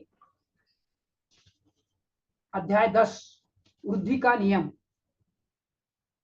कोरिन्थियंस 3.6 में हम पढ़ते हैं, मैंने पौधा लगाया, ओलोपास ने पानी दिया, लेकिन वृद्धि ईश्वर ने दी। वृद्धि ही वह चीज है जिसे संसार भर में सारे स्त्री पुरुष खोज रहे हैं। यह उनके भीतर ईश्वर की प्रेरणा है जो उनके जीवन के सभी पहलुओं में अधिक पूर्ण अभिव्यक्ति चाहती है। अमीर बनने, विस्तार करने और उजागर करने की आपकी इच्छा आपके अस्तित्व का बुनियादी आवेग है। आप में अच्छे दोस्तों का अपना दायरा बढ़ाने की इच्छा होती है। आप ज्यादा और बेहतर भोजन, कपड़े, कारें और घर और ज्यादा से ज्यादा जीवन की विलासताएं चाहते हैं। यही नहीं, आप अधिक यात्राएं करना चाहते हैं, आंतरिक शक्तियों के बारे में अधिक सीखना चाहते हैं और सौंदर्य का अधिक से अधिक अनुभव करना चाहते हैं। संक्षेप में, आप जीवन को अधिक प्रचुरता और संपन्नता से जीना चाहते हैं। आप जमीन में गेहूं बोते हैं और पानी देते हैं, लेकिन ईश्वर गेहूं के दानों को 100 या 1000 गुना करके वृद्धि प्रदान करता है। इसी तरह आप विचार, भावना और कल्पना के माध्यम से अपने दिमाग में जो बोते हैं वह कई गुना होकर प्रकट होता है। वृद्धि का अर्थ है आपकी नियामतों का कई गुना होना, आपके मूल विचार या योजना का साकार होना। यदि कोई कार्य शुरू ही नहीं किया जाए तो जाहिर है कोई वृद्धि ही नहीं हो सकती। अपने दिमाग पर वृद्धि के विचार की छाप छोड़ना इसी समय शुरू कर दे। बहरहाल, आप यह काम अकेले नहीं कर सकते। वृद्धि तो ईश्वर की प्रदान वृद्धि तो ईश्वर ही प्रदान करता है। एक विचार ने किस प्रकार हजारों डॉलर आकर्षित किए। स्वर्गीय doctor Harry gauge the psychology of daily living विषय के मशहूर अंतरराष्ट्रीय वक्ता थे और उनकी पत्नी डॉक्टर ओविल गेज ने मुझे उनके बारे में यह रोचक प्रसंग बताया। डॉक्टर गेज जब इंग्लैंड से भाषण देने के लिए अमेरिका आए तो वे एकदम युवा थे। उन्होंने मस्तिष्क के नियमों पर शिकागो में भाषण देने का निर्णय लिया। उनका होटल शिकागो ओपेरा हाउस के करीब था और जब उन्होंने खिड़की से देखा तो उन्हें दोपहर के शो के बाद इमारत से भारी भीड़ बाहर जाती दिखी। उन्होंने खुद से कहा, मैं इस ओपेरा हाउस में खचाखच भरे हॉल में मस्तिष्क के नियमों पर बोलने जा रहा हूं। ईश्वर मुझे और मेरे सभी श्रोताओं को आशीर्वाद प्रदान करेगा और इतना देगा कि हमारे दामन में नहीं समा पाएगा और छलक पड़ेगा। डॉक्टर गेज जब the psychology of daily living पर भाषण देने के लिए ओपेरा हाउस के मैनेजर से किराए की बात करने लगे तब उनके पास सिर्फ $100 थे। पहले तो यह सुनकर मैनेजर हंस दिया, लेकिन जब डॉक्टर गेज ने मस्तिष्क के शक्तियों के बारे में बोलना शुरू किया तो वह बहुत रुचि लेने लगा और बोला कि वह उनके भाषणों की श्रृंखला ओपेरा हाउस में आयोजित करवाना चाहता है, इसलिए किराए के कई हजार डॉलर इकट्ठा करने के लिए वह उन्हें 1 सप्ताह की मोहलत दे सकता है। उस सप्ताह के दौरान डॉक्टर गेज बार बार पुष्टि करते रहे, ईश्वर वृद्धि प्रदान करता है, मेरा यह विचार अच्छा है, इससे सबका भला होता है, ईश्वर इसका विस्तार करता है और कई गुना करता है। फिर डॉक्टर गेज की मुलाकात शिकागो के करोड़पति व्यवसायी मिस्टर मैककैरिमिक से हुई, जो डॉक्टर गेज के मानसिक उपचार की विधियों से बहुत प्रभावित हुए। उन्होंने उनके लिए एक लंच दिया। उन्होंने 11 अतिथियों को आमंत्रित किया जो सभी करोड़पति थे। डॉक्टर गेज ने उन्हें मस्तिष्क की शक्तियों पर संबोधित किया। अंततः प्रत्येक ने उन्हें काफी पैसा दिया, जिससे विज्ञापनों का खर्च निकल आया और किराए के लिए आवश्यक बड़ी धनराशि भी उपलब्ध हो गई। डॉक्टर गेज का स्वप्न साकार हो गया था। उनके हर भाषण के बाद ओपेरा हाउस में भारी भीड़ निकलती थी, जैसी कि उन्होंने कुछ सप्ताह पहले अपने होटल की खिड़की से कल्पना की थी। डॉक्टर गेज ने अपने दिमाग में मानसिक चित्र बोया था। इसे बोते समय उनके मन में विचार के साकार होने में खुशी और सुकून का भाव भी था, क्योंकि उन्हें पूरा विश्वास था कि वृद्धि ईश्वर देता है। किस प्रकार एक स्कूली शिक्षिका सभी विद्यार्थियों को वृद्धि प्रदान करती है। स्कूल की एक शिक्षिका मेरे भाषणों में नियमित रूप से आती है। उसने मुझे बताया कि उसे शरारती बच्चों की वजह से स्कूल में बहुत परेशानी होती थी। बहरहाल उसने नीचे दी गई नीति अपनाई, जिससे उसे उल्लेखनीय और आश्चर्यजनक परिणाम मिले। हर सुबह कक्षा लेने से पहले 15 मिनट तक वह एकांत में जाती थी, अपने मन को शांत करती थी और मन ही मन इस प्रकार का कथन कहती थी, मैं ईश्वर का सृजनात्मक केंद्र हूँ और मैं अपनी कक्षा के सभी बालक बालिकाओं के प्रेम, बुद्धिमानी और समझ में वृद्धि करती हूँ। मैं इसी समय हर शिष्य में प्रगति और विकास का विचार संप्रेषित कर रही हूँ। मेरी यह अटल आस्था है कि हर शिष्य तेजी से सीखता है और प्रेरित, सामंजस्य और प्रेमपूर्ण व सहयोगी है। मेरा दृढ़ विश्वास है कि मेरी कक्षा का हर बच्चा प्रगति करने वाला है और मेरा विश्वास मेरे अवचेतन मन तक संप्रेषित होता है। यही सच है। बाद के वर्षों में शिक्षिका को उसकी कक्षाओं में व्यवस्था तथा अनुशासन के लिए बार बार तारीफें सुनने को मिली और उसके शिष्यों को ग्रेड असाधारण रूप से अच्छे रहे। हाल ही में उसे प्रमोशन मिल गया और उसकी तनख्वाह बहुत बढ़ाकर दूसरे स्कूल में तबादला कर दिया गया। उसने स्वयं और अपने शिष्यों के लिए लगातार वृद्धि का दावा किया और उसने पाया कि सभी शिष्यों को वृद्धि प्रदान करने से ईश्वर ने न सिर्फ शिष्यों को बल्कि उसे भी आशीष दिया। उसकी डेस्क पर एक सूत्रवाक्य रखा है जिस पर लिखा है, मैं स्वयं के लिए जो चाहती हूँ वही हर एक के लिए चाहती हूँ।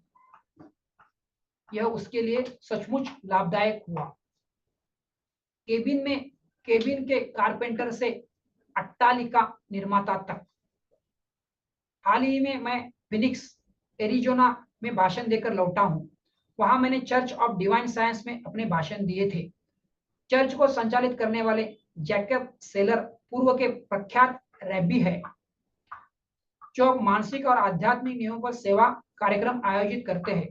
वहां भाषण देते समय एक व्यक्ति से मेरी बातचीत हुई। उसने मुझे बताया कि 20 साल पहले वह उस रेगिस्तानी कस्बे में छुटपुट काम करने वाला बढ़ई था। वह पहाड़ के करीब एक पुराने खस्ताहाल केबिन में रहता था। बहरहाल उसके मन में न्यूयॉर्क सिटी की टक्कर की अट्टालिकाएं बनाने की अदम्य इच्छा थी। उसने खुद से यह कहना शुरू किया, मैं अमीर बन रहा हूँ, मैं दूसरों को बहुत अमीर बना रहा हूँ और मैं सभी पर कृपा की बारिश करवा रहा हूँ।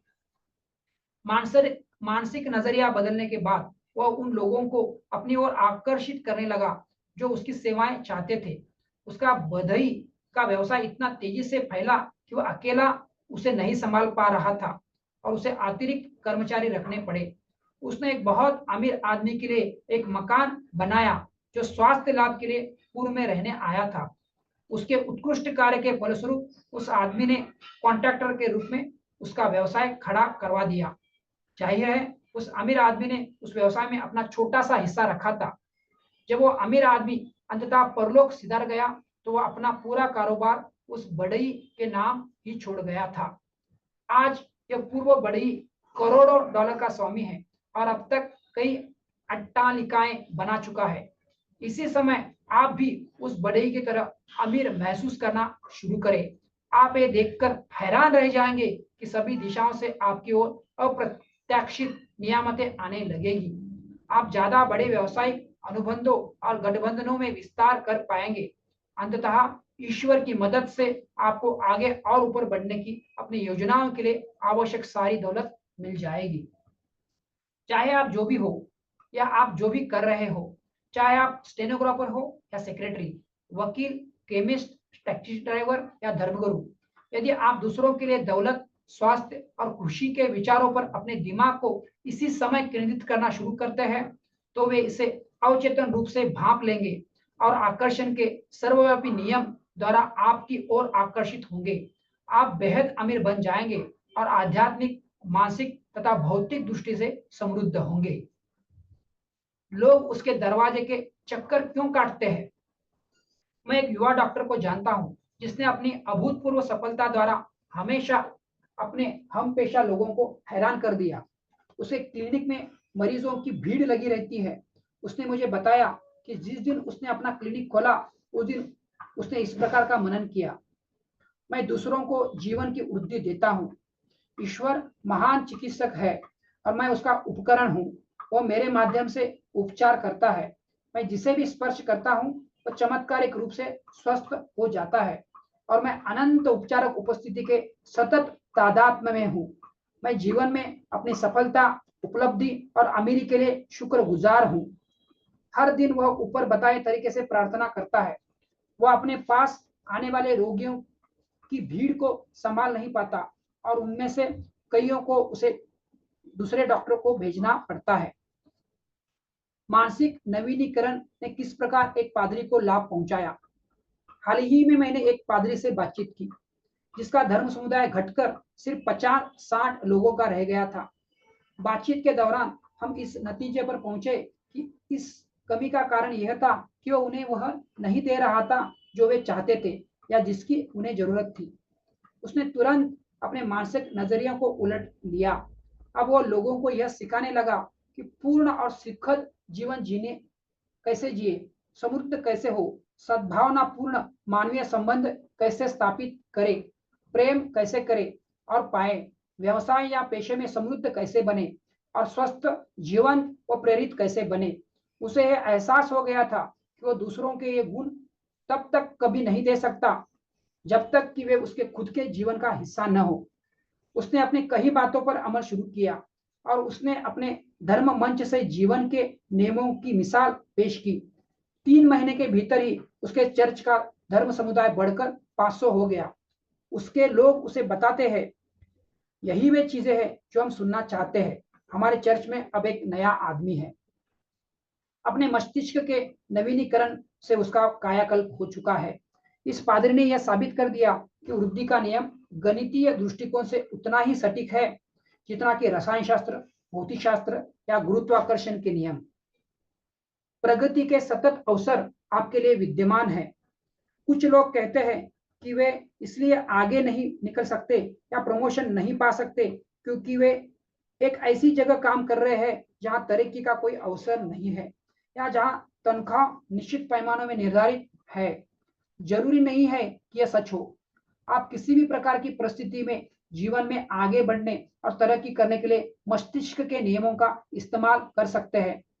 रहस्य इस बात का एक स्पष्ट मानसिक चित्र बनाना है कि आप क्या बनना चाहते हैं। फिर आपको यह विश्वास रखना है कि आपके अवचेतन की शक्ति और बुद्धिमत्ता आपको सहारा देगी। साथ ही आपको लगन रखनी है कि आपका मनचाहा व्यक्तित्व हासिल करने का संकल्प लेना है। आस्था की आपकी मानसिक आस्था रखें कि आपकी मानसिक तस्वीर आपके अवचेतन मन में विकसित होगी और साकार होकर आपके जीवन में प्रकट हो जाएगी। आप इस समय में जो कर रहे हैं उससे प्रेम करें और आप जहां हो वहां जितना अच्छे से अच्छा हो सकता है करें। दोस्ताना, दयालु, स्नेही और सद्भावना से भरपूर रहे। बड़ा सोचे और अमीरी के बारे में सोचे। इससे आपका वर्तमान कार्य आपकी जीत की सीढ़ी बन जाएगा। अपने सच्चे मूल्य के बारे में जागरूक हो और अपने मन में अमीरी का दावा करें। आप दिन भर में जिससे भी मिलते हैं हर उस व्यक्ति के लिए अमीरी का दावा करें, चाहे वो बॉस, सहयोगी, फॉरमैन, ग्राहक या मित्र हो। अपने आसपास के सभी लोगों के लिए आप संपन्नता और प्रगति के अपने संप्रेषण का अनुभव करेंगे और असीमित प्रज्ञा बहुत ही जल्द आपके लिए अवसर का नया द्वार खोल देगी। पूरी दुनिया में आपको रोक कर रखने वाली कोई चीज नहीं है। केवल एक ही चीज आपको रोक सकती है, स्वयं आप, आपके विचार और खुद के बारे में आपकी धारणा। खुद ही आप आपको रोक सकते हैं, आपके विचार, आपकी धारणा।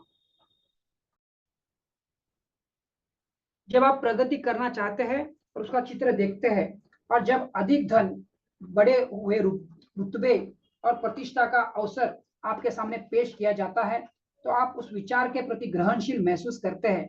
उसे लपक ले, ये ज्यादा बड़े और भव्य अवसरों की ओर एक कदम साबित होगा। प्रगतिशील जीवन में इसी क्षण दाखिल हो और तत्काल ईश्वर की अमीरी का अनुभव करे।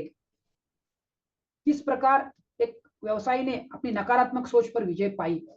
एक महिला ने एक बार मुझसे शिकायत की कि उसका पति पैसों के कमी के लेकर सरकारों, करों और प्रतिस्पर्धात्मक व्यवस्था को लगातार कोसता रहता है।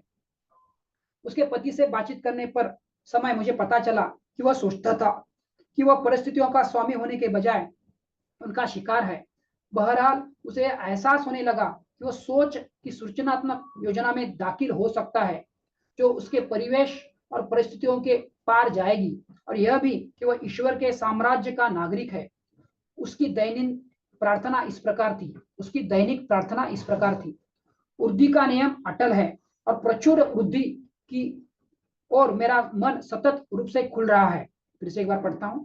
वृद्धि का नियम अटल है और प्रचुर वृद्धि की ओर मेरा मन सतत रूप से खुला हुआ है। मेरा व्यवसाय अद्भुत तरीके से बढ़ता है, फैलता है और प्रगति करता है। मेरा धन हमेशा कई गुना हो जाता है। मुझे अपने भीतर के अनंत खजाने से भीतर और बाहर दोनों ओर प्रचुर संपत्ति मिलती है। मैं अपने दिलो दिमाग को ईश्वर की दौलत और संपन्नता के लिए खोलता हूं। मेरी भीतरी और बाहरी दौलत बढ़ रही है। जब उसने इस आंतरिक सच्चाइयों से अपने दिमाग को पोषण दिया तो उसकी बाहरी आपूर्ति अधिक प्रचुर हो गई।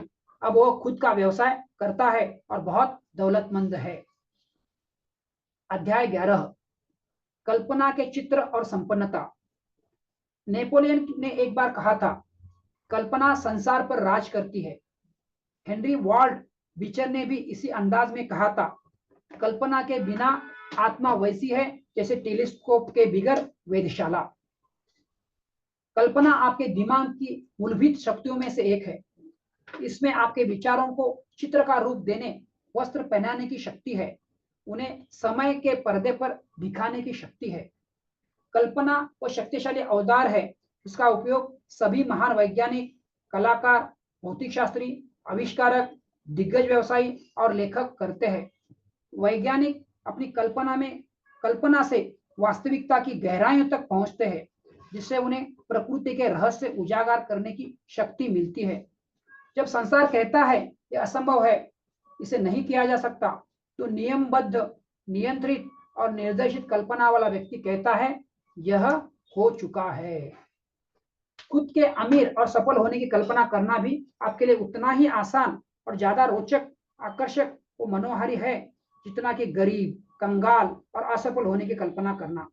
यदि आप अपनी इच्छाओं या आदर्शों को साकार करना चाहते हैं तो अपने दिमाग में इनके साकार होने का मानसिक चित्र बनाएं। अपनी इच्छा के साकार होने की सतत कल्पना करें। इस प्रकार आप उसे सचमुच घटित होने पर विवश कर देंगे।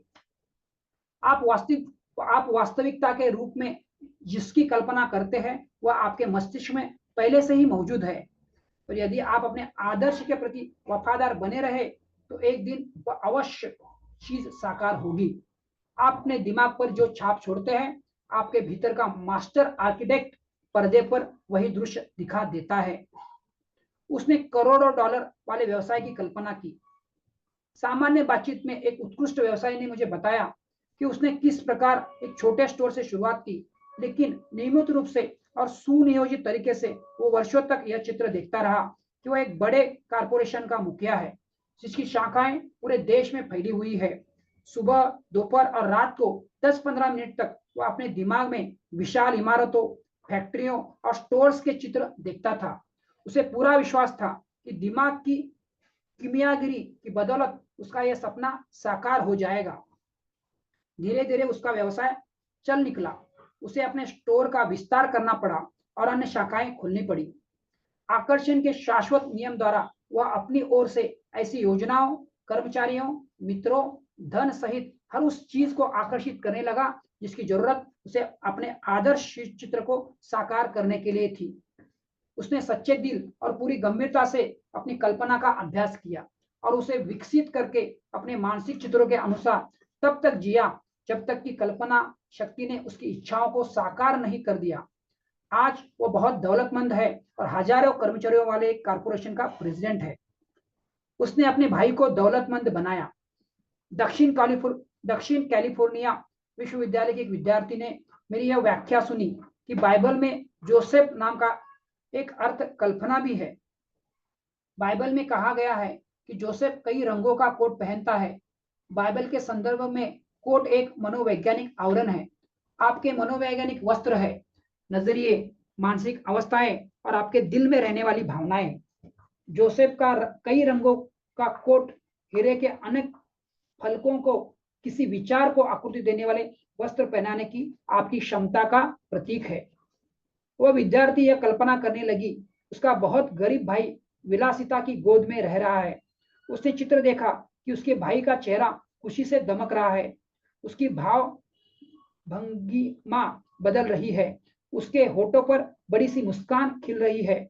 उसने कल्पना की कि उसका भाई उसे यह बता रहा है जो वह सुनना चाहती है, जैसे दीदी मैं दौलतमंद, सफल और खुश हूं, मैं बेहतरीन महसूस करता हूं, मेरे पास एक नई कार, प्यारा सा मकान है और मैं दौलत में खेल रहा हूं। वह लड़की दिन रात अपने मानसिक चित्र के प्रति निष्ठावान रही। उसने ये चित्र स्पष्टता और वास्तविकता की कल्पना के साथ तब तक देखा जब तक कि अब उसने अपनी मानसिक फिल्म से अपने अवचेतन को ओतप्रोत नहीं कर दिया। 2 महीने बाद उसके भाई को एक शानदार नौकरी मिल गई। जिस कंपनी के लिए वह काम करता था उसने उसे कामकाज के सिलसिले में एक कार दे दी और उसने लॉटरी में बहुत बड़ी धनराशि भी जीत ली। उस लड़की को अपने भाई के मुंह से वही सब सुनने की खुशी, रोमांच और संतुष्टि मिली जो उसने कल्पना में सुना था। जहाँ अभाव है वहां आप प्रचुरता और दौलत की कल्पना कर सकते हैं, जहाँ विवाद है वहां शांति की कल्पना कर सकते हैं और जहाँ रोग है वहां स्वास्थ्य की कल्पना कर सकते हैं। कल्पना हर चीज प्रदान करती है। यहाँ यह दौलत, सौंदर्य, न्याय और खुशहाली उत्पन्न करती है जो इस संसार में सब कुछ है। आर्थिक मामलों में सफलता की कल्पना करना। मेरे एक व्यावसायिक मित्र को एक बार $10,000 वसूल करने में मुश्किल आ रही थी। उसने एक पुराने ग्राहक ने सामान खरीदने के बाद यह रकम नहीं चुकाई थी। मेरा मित्र 2 साल से भी अधिक समय से उस व्यक्ति से बार बार तकादे कर रहा था, लेकिन उस वादों के सिवाय कुछ नहीं मिल रहा था। वह इस प्रकार ग्राहक पर दावा ठोकने के में झिझक रहा था क्योंकि उसका व्यावसायिक संबंध पुराना था, लेकिन वो मन ही मन उसके प्रति द्वेषपूर्ण और क्रोधित था। मेरे सुझाव पर मित्र ने ग्राहक के प्रति अपना नजरिया उलट दिया।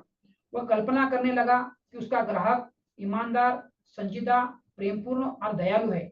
कुछ समय बाद मेरे मित्र की प्रतिक्रिया बदल गई। वह दिन में कई बार शांति से बैठता था, अपने हाथ में $10,000 के चेक की कल्पना करता था। बहुत स्पष्टता से यह कल्पना करता था कि वह उस चेक को अपने स्थानीय बैंक मैनेजर में जमा कर रहा है। उसने कर्ज चुकाने के लिए ग्राहक को धन्यवाद का एक काल्पनिक पत्र भी लिखा। फिर उसने पत्र सील करके डेस्क के ड्रॉअर में रख दिया। वह जानता था कि वह अपने अवचेतन मन को एक निश्चित चित्र दे रहा है और वह इस बारे में भी जागरूक था कि अवचेतन उसे घटित करवा रहा है। 10 दिनों में उसे उसी ग्राहक का एक लिफाफा मिला जिसने $10,000 का चेक था। उसके साथ ये चिट्ठी भी थी, पिछले कई दिनों से आप मेरे दिमाग में थे, मुझे लगा कि मुझे आपको पूरा भुगतान कर देना चाहिए, विलंब के लिए क्षमा चाहता हूँ, किसी दिन मैं पूरी बात विस्तार से बताऊंगा। इससे साबित होता है कि मानसिक चित्र बदलने से सब कुछ बदल जाता है। कल्पना दौलत उड़ेलती है। दरअसल टेलीविजन, रेडियो, रेडार, सुपरजेट और अन्य सभी आधुनिक आविष्कार मनुष्य के कल्पनाशील मस्तिष्क से ही उत्पन्न हुए हैं। आपकी कल्पना असीमित खजाना है जो आपकी ओर संगीत, कला, कविता और आविष्कारों के सभी बेशकीमती मोती प्रवाहित करती है। पल भर के लिए किसी प्रख्यात प्रतिभाशाली आर्किटेक्ट के बारे में सोचे। वो अपने दिमाग में वरिष्ठ नागरिकों के लिए एक सुंदर, आधुनिक 21वीं सदी का एक शहर बनाता है जिसमें स्विमिंग पूल, मछली घर, मनोरंजन केंद्र, पार्क आदि हो।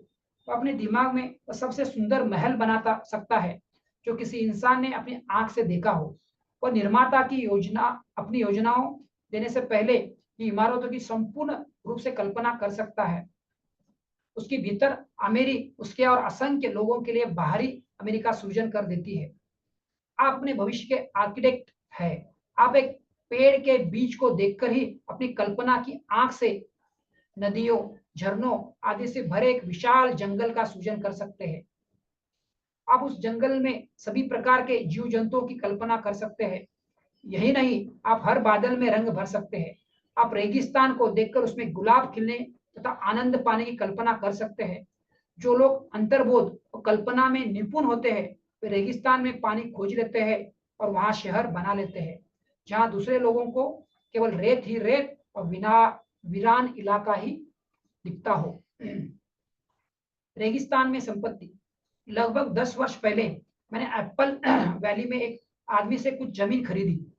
उस आदमी ने मुझे बताया 1930 के दशक की शुरुआत में जब मंदी गहरा रही थी तो वो अपनी पत्नी के साथ कार से नेवादा जा रहा था।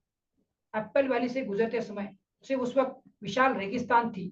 उसने अपनी पत्नी से कहा, निकट भविष्य में यहाँ पर एक कब्जा होगा। कई लोग इस रेगिस्तान में रहने आएंगे और स्कूल, अस्पताल, घर बनाएंगे तथा उद्योग लगाएंगे।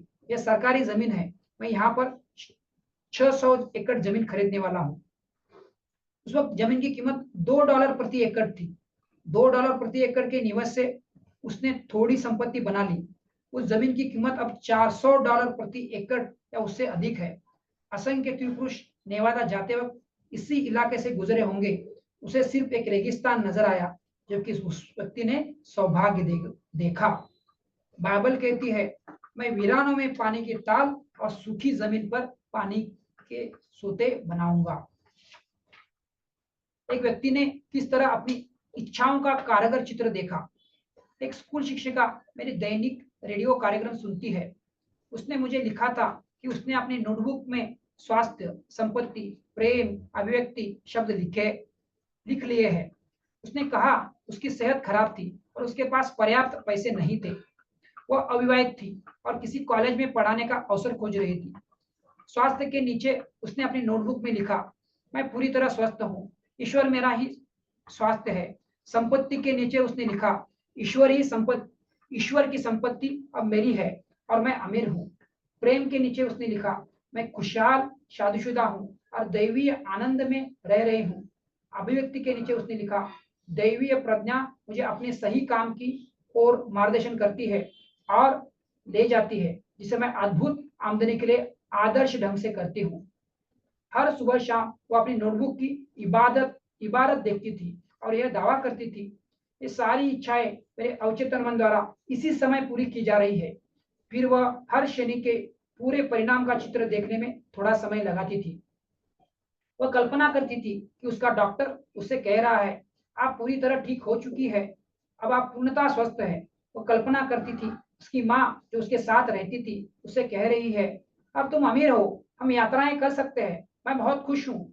फिर वह कल्पना करती थी कि पादरी कह रहा है, अब मैं तुम्हें पति पत्नी घोषित करता हूँ, और वो महसूस करती थी कि उसकी उंगली पर जो काल्पनिक अंगूठी पहनाई जा रही है वो कितनी स्वाभाविक, ठोस और मूर्त है। सोने जाने से पहले उसका आखिरी मानसिक चित्र यह रहता था कि उसके स्कूल का प्रिंसिपल उससे कह रहा है, अफसोस है कि आप यहाँ की नौकरी छोड़कर जा रही है, लेकिन आपके कॉलेज की नौकरी के बारे में सुनकर बहुत खुशी हुई, बधाई हो। वह हर मानसिक फिल्म को अपने पूरे सुकून और आनंद के साथ अलग अलग 5-5 मिनट तक देखती थी। वह जानती थी कि ये चित्र परासरण द्वारा उसके अधिक गहरे मन में समा जाएंगे, जहां वे अंधेरे में अंकुरित होंगे और सही तरीके से सही समय पर प्रकट हो जाएंगे। उसे यह बहुत आकर्षक मानसिक अभ्यास लगा। उसका संसार जादुई अंदाज में बदलकर उसकी नियमबद्ध, नियंत्रित और निर्देशित दैनिक कल्पना जैसा बन गया। 3 महीने के भीतर ही उसकी सारी इच्छाएं पूरी हो गई। उसे यह पता चला कि उसके भीतर एक डिजाइनर, एक आर्किटेक्ट और एक बुनकर होता है, जो उसके मन, विचारों, चित्रों, भावनाओं तथा धारणाओं के धागों को लेता है और उन्हें जीवन के वस्त्र में ढाल देता है। स्वास्थ्य, संपत्ति, प्रेम और अभिव्यक्ति की दौलत आपको उसी तरह मिलती है।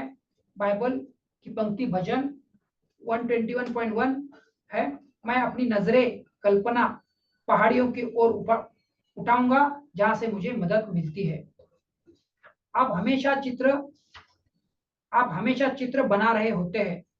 आप लगातार अपनी कल्पना का उपयोग कर रहे होते हैं, चाहे वह सृजनात्मक तरीके से या हो विध्वंसात्मक तरीके से। चाहे सृजनात्मक तरीके से हो या विध्वंसात्मक। आप मानसिक चित्रों के जरिए सोचते हैं। अपनी माँ के बारे में सोचे। उनके बारे में सोचते वक्त आपको उनकी तस्वीर दिखाई देती है। घर के बारे में सोचते वक्त आपको घर की घर को अपने मन की आंख से देखते हैं।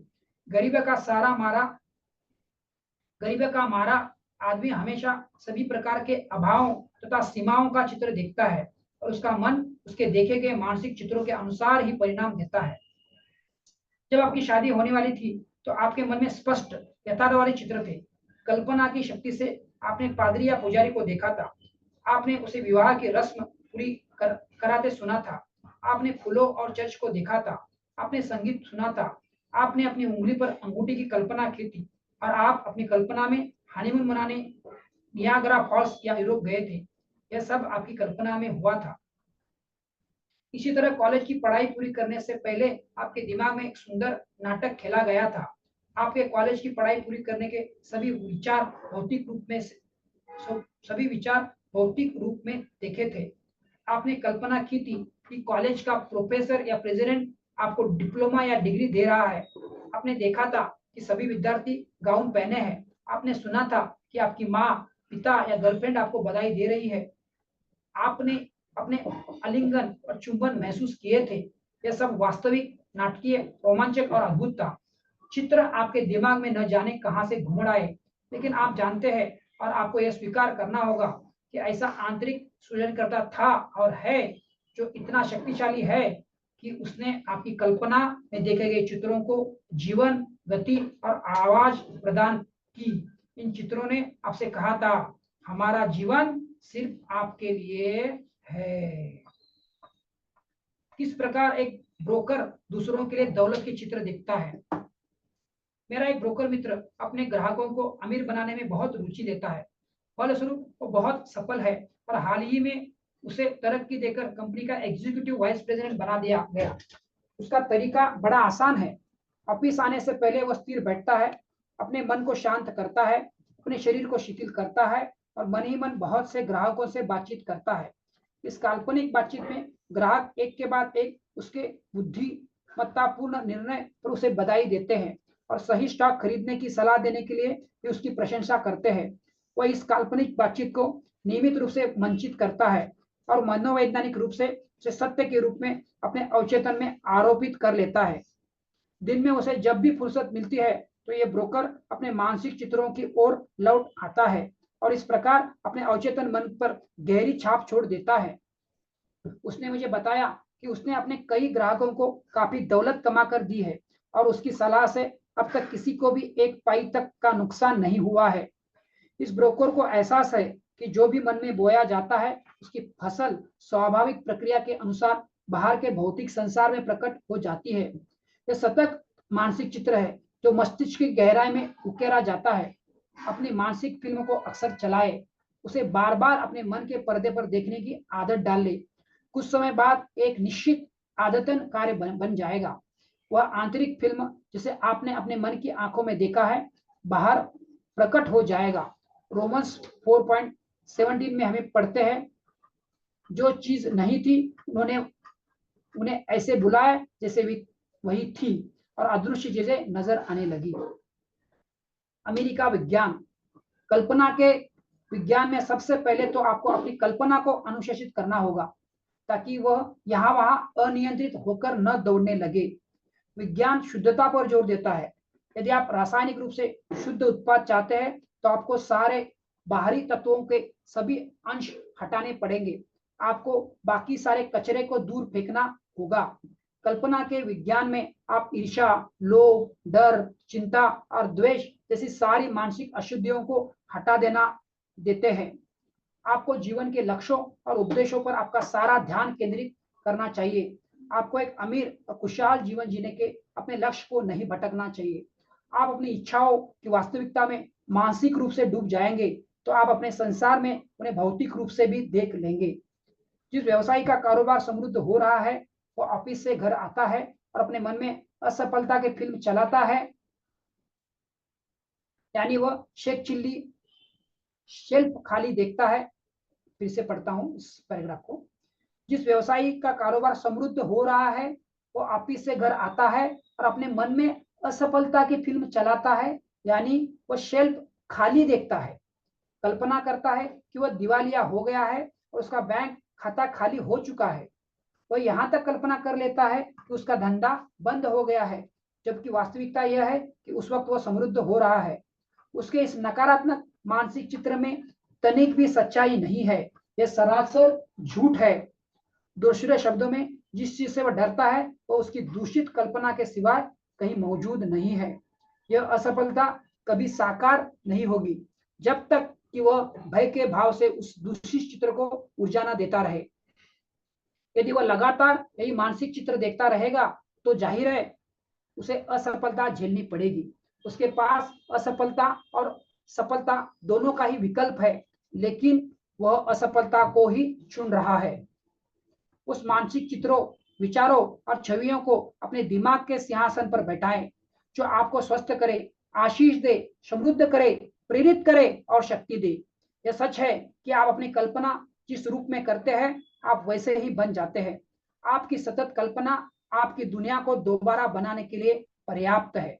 अपने मन के नियमों पर विश्वास करें कि वह आपकी भलाई को साकार रूप में प्रकट कर देंगे। इस तरह आप जीवन की सारी नियामतों और अमीरी का अनुभव कर सकते हैं। थैंक यू दोस्तों, आपने ये असीम समृद्ध बनने की शक्ति का पार्ट 2 ये वीडियो देखा है, सुना है। आपको अच्छा लगा होगा तो ये हमारा वीडियो ऑडियो ज्यादा से ज्यादा लोगों तक पहुंचाइए और उन्होंने में समृद्ध बनाने में आप भी निमित्त बने। पार्ट 3 में अध्याय 12 से लेकर आगे संपूर्ण किताब होगी। तो पार्ट 3 वाला भी जो पार्ट है वो भी सुने। आप अलग अलग भी सुन सकते हैं, पहला पार्ट एक दिन, दूसरा पार्ट एक दिन और तीसरा पार्ट एक दिन। एक दिन में अगर आपके पास समय है तो तीनों पार्ट सुन सकते हैं। बहुत ही बेहतरीन किताब है ये, समृद्ध बनने की असीम शक्ति।